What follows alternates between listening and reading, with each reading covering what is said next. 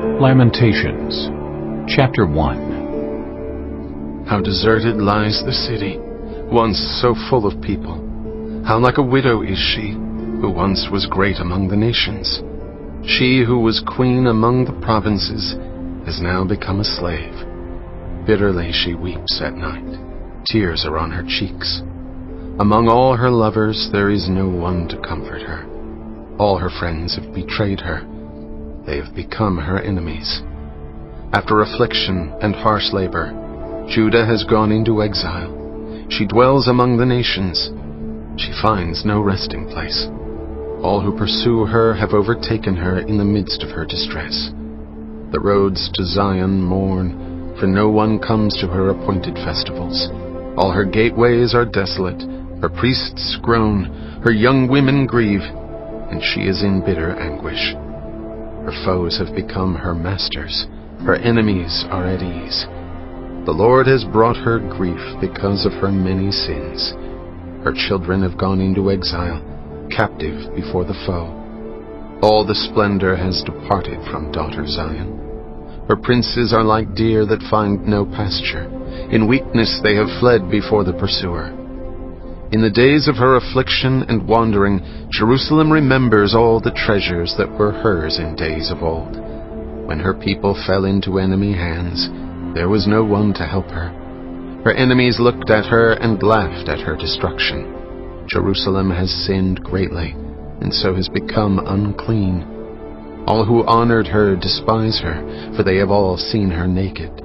She herself groans and turns away. Her filthiness clung to her skirts. She did not consider her future. Her fall was astounding. There was none to comfort her. Look, Lord, on my affliction, for the enemy has triumphed. The enemy laid hands on all her treasures. She saw pagan nations enter her sanctuary, those you had forbidden to enter your assembly. All her people groan as they search for bread. They barter their treasures for food to keep themselves alive. Look, Lord, and consider, for I am despised. Is it nothing to you, all you who pass by? Look around and see. Is any suffering like my suffering that was inflicted on me, that the Lord brought on me in the day of his fierce anger? From on high he sent fire, sent it down into my bones. He spread a net for my feet and turned me back. He made me desolate, faint all the day long. My sins have been bound into a yoke. By his hands they were woven together. They have been hung on my neck, and the Lord has sapped my strength. He has given me into the hands of those I cannot withstand. The Lord has rejected all the warriors in my midst. He has summoned an army against me to crush my young men. In his winepress the Lord has trampled virgin daughter Judah. This is why I weep, and my eyes overflow with tears. No one is near to comfort me, no one to restore my spirit. My children are destitute because the enemy has prevailed. Zion stretches out her hands, but there is no one to comfort her. The Lord has decreed for Jacob that his neighbors become his foes. Jerusalem has become an unclean thing among them. The Lord is righteous, yet I rebelled against his command. Listen, all you peoples, look on my suffering. My young men and young women have gone into exile. I called to my allies, but they betrayed me. My priests and my elders perished in the city while they searched for food to keep themselves alive. See, Lord, how distressed I am. I am in torment within, and in my heart I am disturbed, for I have been most rebellious. Outside, the sword bereaves. Inside, there is only death. People have heard my groaning, but there is no one to comfort me. All my enemies have heard of my distress. They rejoice at what you have done. May you bring the day you have announced, so they may become like me. Let all their wickedness come before you. Deal with them as you have dealt with me because of all my sins. My groans are many, and my heart is faint. Chapter 2. How the Lord has covered daughter Zion with the cloud of his anger. He has hurled down the splendor of Israel from heaven to earth. He has not remembered his footstool in the day of his anger. Without pity the Lord has swallowed up all the dwellings of Jacob. In his wrath he has torn down the strongholds of daughter Judah. He has brought her kingdom and its princes down to the ground in dishonor. In fierce anger he has cut off every horn of Israel. He has withdrawn his right hand at the approach of the enemy. He is burned in Jacob like a flaming fire that consumes everything around it. Like an enemy, he has strung his bow. His right hand is ready. Like a foe, he has slain all who were pleasing to the eye. He has poured out his wrath like fire on the tent of daughter Zion. The Lord is like an enemy. He has swallowed up Israel. He has swallowed up all her palaces and destroyed her strongholds. He has multiplied mourning and lamentation for daughter Judah. He has laid waste his dwelling like a garden. He has destroyed his place of meeting. The Lord has made Zion forget her appointed festivals and her Sabbaths. In his fierce anger he has spurned both king and priest. The Lord has rejected his altar and abandoned his sanctuary. He has given the walls of her palaces into the hands of the enemy. They have raised a shout in the house of the Lord, as on the day of an appointed festival. The Lord determined to tear down the wall around daughter Zion. He stretched out a measuring line and did not withhold his hand from destroying. He made ramparts and walls lament. Together they wasted away. Her gates have sunk into the ground. Their bars he has broken and destroyed. Her king and her princes are exiled among the nations. The law is no more, and her prophets no longer find visions from the Lord. The elders of daughter Zion sit on the ground in silence. They have sprinkled dust on their heads and put on sackcloth. The young women of Jerusalem have bowed their heads to the ground. My eyes fail from weeping. I am in torment within. My heart is poured out on the ground because my people are destroyed, because children and infants faint in the streets of the city. They say to their mothers, "Where is bread and wine?" as they faint like the wounded in the streets of the city, as their lives ebb away in their mother's arms. What can I say for you? With what can I compare you, daughter Jerusalem? To what can I liken you, that I may comfort you, virgin daughter Zion? Your wound is as deep as the sea. Who can heal you? The visions of your prophets were false and worthless. They did not expose your sin to ward off your captivity. The prophecies they gave you were false and misleading. All who pass your way clap their hands at you. They scoff and shake their heads at daughter Jerusalem. Is this the city that was called the perfection of beauty, the joy of the whole earth? All your enemies open their mouths wide against you. They scoff and gnash their teeth and say, "We have swallowed her up! This is the day we have waited for! We have lived to see it!" The Lord has done what he planned. He has fulfilled his word, which he decreed long ago. He has overthrown you without pity. He has let the enemy gloat over you. He has exalted the horn of your foes. The hearts of the people cry out to the Lord.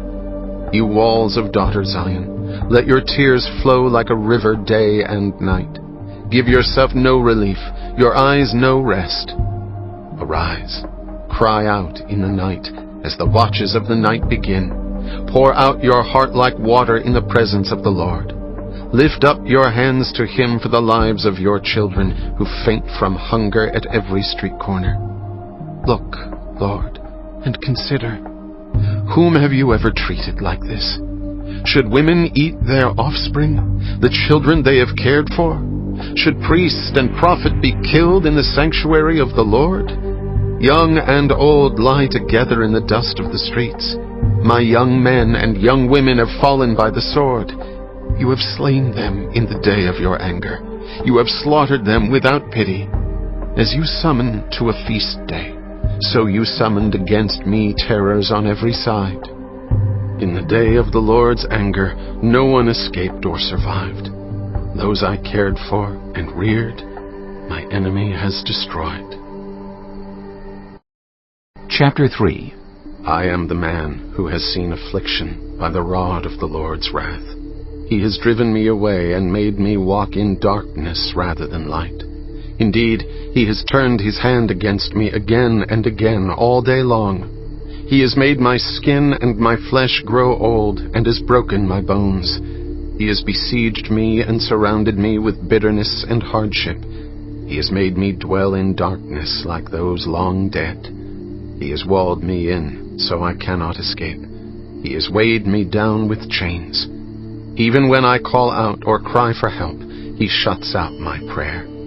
He has barred my way with blocks of stone. He has made my paths crooked. Like a bear lying in wait, like a lion in hiding, he dragged me from the path and mangled me and left me without help. He drew his bow and made me the target for his arrows. He pierced my heart with arrows from his quiver. I became the laughingstock of all my people. They mock me in song all day long. He has filled me with bitter herbs and given me gall to drink. He has broken my teeth with gravel. He has trampled me in the dust. I have been deprived of peace. I have forgotten what prosperity is. So I say, my splendor is gone, and all that I had hoped from the Lord. I remember my affliction and my wandering, the bitterness and the gall. I well remember them, and my soul is downcast within me. Yet this I call to mind, and therefore I have hope. Because of the Lord's great love, we are not consumed, for his compassions never fail. They are new every morning. Great is your faithfulness. I say to myself, the Lord is my portion, therefore I will wait for him. The Lord is good to those whose hope is in him, to the one who seeks him. It is good to wait quietly for the salvation of the Lord. It is good for a man to bear the yoke while he is young. Let him sit alone in silence, for the Lord has laid it on him. Let him bury his face in the dust. There may yet be hope. Let him offer his cheek to one who would strike him, and let him be filled with disgrace. For no one is cast off by the Lord forever. Though he brings grief, he will show compassion. So great is his unfailing love. For he does not willingly bring affliction or grief to anyone. To crush underfoot all prisoners in the land, to deny people their rights before the Most High, to deprive them of justice. Would not the Lord see such things? Who can speak and have it happen if the Lord has not decreed it? Is it not from the mouth of the Most High that both calamities and good things come? Why should the living complain when punished for their sins? Let us examine our ways and test them, and let us return to the Lord. Let us lift up our hearts and our hands to God in heaven and say, we have sinned and rebelled, and you have not forgiven. You have covered yourself with anger and pursued us. You have slain without pity. You have covered yourself with a cloud so that no prayer can get through. You have made us scum and refuse among the nations. All our enemies have opened their mouths wide against us. We have suffered terror and pitfalls, ruin and destruction. Streams of tears flow from my eyes because my people are destroyed. My eyes will flow unceasingly, without relief, until the Lord looks down from heaven and sees. What I see brings grief to my soul because of all the women of my city. Those who were my enemies without cause hunted me like a bird. They tried to end my life in a pit and threw stones at me. The waters closed over my head, and I thought I was about to perish. I called on your name, Lord, from the depths of the pit. You heard my plea. Do not close your ears to my cry for relief. You came near when I called you, and you said, Do not fear. You, Lord, took up my case. You redeemed my life. Lord, you have seen the wrong done to me. Uphold my cause. You have seen the depth of their vengeance, all their plots against me. Lord, you have heard their insults, all their plots against me. What my enemies whisper and mutter against me all day long. Look at them. Sitting or standing, they mock me in their songs. Pay them back what they deserve, Lord, for what their hands have done. Put a veil over their hearts, and may your curse be on them. Pursue them in anger and destroy them from under the heavens of the Lord. Chapter 4. How the gold has lost its luster, the fine gold become dull. The sacred gems are scattered at every street corner. How the precious children of Zion, once worth their weight in gold, are now considered as pots of clay, the work of a potter's hands. Even jackals offer their breasts to nurse their young, but my people have become heartless, like ostriches in the desert. Because of thirst, the infant's tongue sticks to the roof of its mouth. The children beg for bread, but no one gives it to them. Those who once ate delicacies are destitute in the streets. Those brought up in royal purple now lie on ash heaps. The punishment of my people is greater than that of Sodom, which was overthrown in a moment without a hand turned to help her.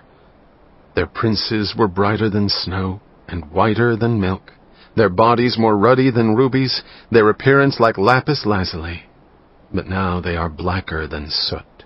They are not recognized in the streets. Their skin has shriveled on their bones. It has become as dry as a stick. Those killed by the sword are better off than those who die of famine. Racked with hunger, they waste away for lack of food from the field. With their own hands, compassionate women have cooked their own children, who became their food when my people were destroyed. The Lord has given full vent to his wrath. He has poured out his fierce anger. He kindled a fire in Zion that consumed her foundations. The kings of the earth did not believe, nor did any of the peoples of the world, that enemies and foes could enter the gates of Jerusalem. But it happened because of the sins of her prophets and the iniquities of her priests, who shed within her the blood of the righteous. Now they grope through the streets as if they were blind. They are so defiled with blood that no one dares to touch their garments. Go away! You are unclean! People cry to them. Away! Away! Don't touch us! When they flee and wander about, people among the nations say, They can stay here no longer. The Lord himself has scattered them. He no longer watches over them. The priests are shown no honor, the elders no favor. Moreover, our eyes failed, looking in vain for help. From our towers we watched for a nation that could not save us. People stalked us at every step, so we could not walk in our streets. Our end was near. Our days were numbered, for our end had come. Our pursuers were swifter than eagles in the sky. They chased us over the mountains and lay in wait for us in the desert. The Lord's anointed, our very life breath, was caught in their traps. We thought that under his shadow we would live among the nations. Rejoice and be glad, daughter Edom, you who live in the land of Uz. But to you also the cup will be passed. You will be drunk and stripped naked. Your punishment will end, daughter Zion. He will not prolong your exile, but he will punish your sin, daughter Edom, and expose your wickedness. Chapter 5. Remember, Lord, what has happened to us. Look and see our disgrace. Our inheritance has been turned over to strangers, our homes to foreigners. We have become fatherless, our mothers are widows. We must buy the water we drink. Our wood can be had only at a price. Those who pursue us are at our heels. We are weary and find no rest. We submitted to Egypt and Assyria to get enough bread. Our ancestors sinned and are no more, and we bear their punishment. Slaves rule over us, and there is no one to free us from their hands. We get our bread at the risk of our lives because of the sword in the desert. Our skin is hot as an oven, feverish from hunger. Women have been violated in Zion, and virgins in the towns of Judah. Princes have been hung up by their hands. Elders are shown no respect. Young men toil at the millstones. Boys stagger under loads of wood. The elders are gone from the city gate. The young men have stopped their music. Joy is gone from our hearts. Our dancing has turned to mourning. The crown has fallen from our head. Woe to us, for we have sinned. Because of this, our hearts are faint. Because of these things, our eyes grow dim from Mount Zion, which lies desolate, with jackals prowling over it. You, Lord, reign forever. Your throne endures from generation to generation. Why do you always forget us? Why do you forsake us so long? Restore us to yourself, Lord, that we may return. Renew our days as of old, unless you have utterly rejected us and are angry with us beyond measure.